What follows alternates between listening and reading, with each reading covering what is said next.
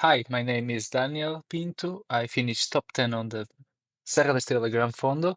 I'm gonna do a YouTube video for this. This is my first try editing a video, so bear with me. This you see the Strava profile of the whole Granfondo with the wattage and some heart rate data. I will talk my preparations the day before, and I talk over some pictures that you can see in the start, and then I have some videos all recorded with Oakley Meta. So on Friday before the event, this is on Sunday. I travel and work still in the morning. I travel 2 hours by train and then took the flight 4 hours. So it was from 12 to 10 o'clock all traveling. So not ideal. The next day, I did a 1 hour ride preparing in the initial part of the course, and I prepared the energy plan, which was mostly it was trying to get between 100 to 120 grams. The weather was hot, but not too bad. It was like 20 to 28 degrees in maximum in the heat sport, so it could be worse. But I'm not really adapted, so take in mind, and this is finishes in the highest point of Portugal, so 2,000 meter with oxygen is a bit scarce there, so not ideal. I haven't had much time to train this long distance that is required actually, so this was a bit of a shot in the dark. So I got some two bottles with around 80 grams each, two gels at the start, and I had the luck to have two people, my friend that where I slept in Seiya, to hand me a bottle with two gels. So and then I had my parents also delivering me one bottle each. So total, I had five bottles for around 4 hours and 24 minutes. That took me the whole race until the top of the climb. It was 4 hours 24, as I said, and I finished 21 minutes down to the winner, which is a crazy Spanish that wins all Grand Fondos. That could easily be a pro and get some good results in climbing races. It's really light and really, really good. Here you can see the start. The neutralized start was actually like 7 kilometers neutralized. The start was a bit of a descent. I try not to get any risks. You see the statistic, the gradient, the speed, my heart rate. The heart rate was much higher than I usually have because caffeine and nerves and everything. This was one of my goals for the season, so was quite nervous and caffeinated, let's say. I had a Monster as well before the start, and then the gels, three gels with caffeine, CAS, and one from Morton, and the rest of the energy was at the full on the bottle. The nutrition plays an important part, especially the hydration, as normal. Here I'll tell the story. So I have the number 553 at in Portugal. The Granfondos work like there's no seeding, so it's in the order of inscription. If you are fast making the registration for the race, you get a really good start place. I was average 500, so I had around 500 people in front of me, which you see here.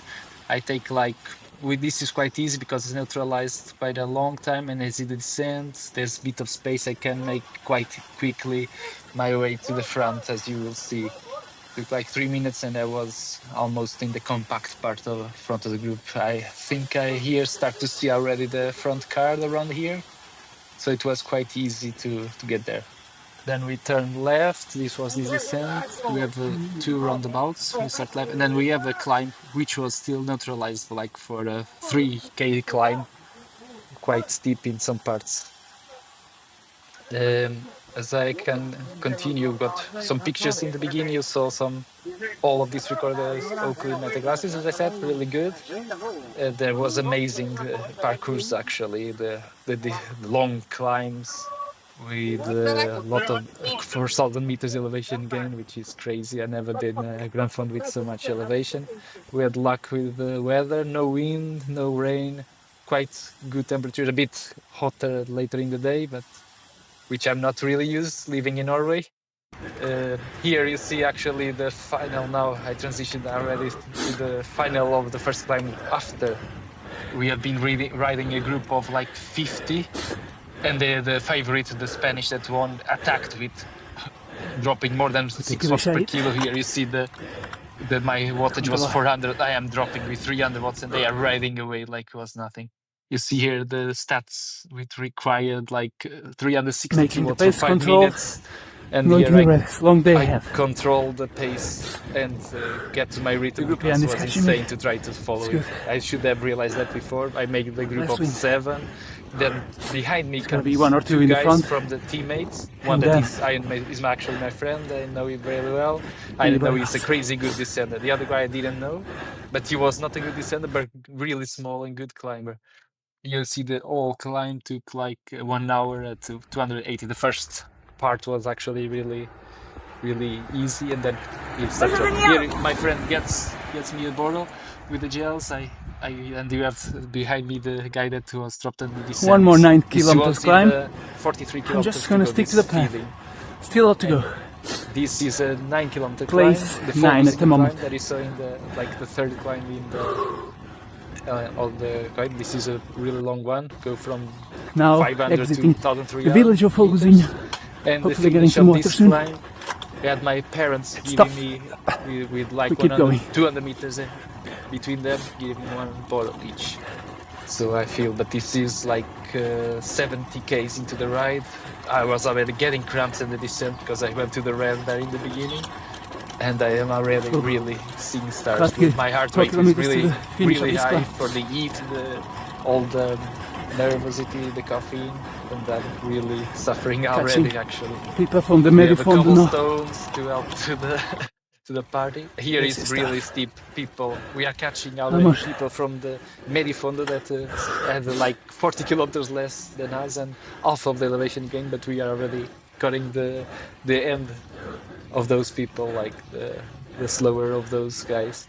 You see here 13-14%. This with 3 hours in the leg and almost 3,000, or 2,500 meters elevation gain already done. My heart rate was really elevated. My goal was try to pace around 300 watts. I went to the red when the Spanish guy tried to attack. So I had to pay a bit that I couldn't hold what I wanted in the end. Also the cramps, so I got cramps in the descent, cramps in the climbing, meters of elevation. lost a lot of salt for sure. And 74 kilometers, average speed 27. Average watts 250.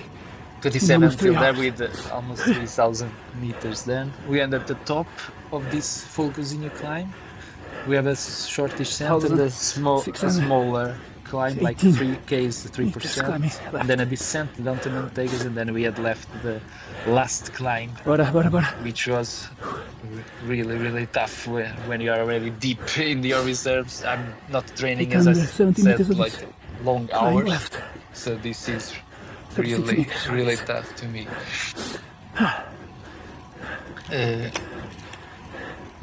Let's go. Here we have the Folgozinho climb, what took me 288 watts, I think, for like 35 minutes, and probably 5-6 minutes behind the winner. I wasn't losing too much time to the winner in the descent, like 10 seconds for a 10-minute descent. So by probably around 1 second per kilometer or so in the descents to the winner. So not too bad, but the climb, so I lost a lot of time. He has a FTP of 6 watts 14 kilometers kilo, left, which is insane for an amateur, but he has 20 to 30 hours yearly rounds. Elevation gain left. So I cannot really compare. The material had my 3,100 now. Garmin Edge 850, and the oakley glasses had the heat sensor. Pedaling. It was always in the catching people from red zone. Medifondo, I mean. And then I had also the heart rate and the respiratory 3 k's to the top, 8% next kilometer. Really can feel the effects completely empty. You was already in the last climb now with the 1750 elevation, really tough. Almost 4,000 elevation gain. At elevation 1750. Legs are dead. Really dead, as I tell you. But a really good landscape. Almost there.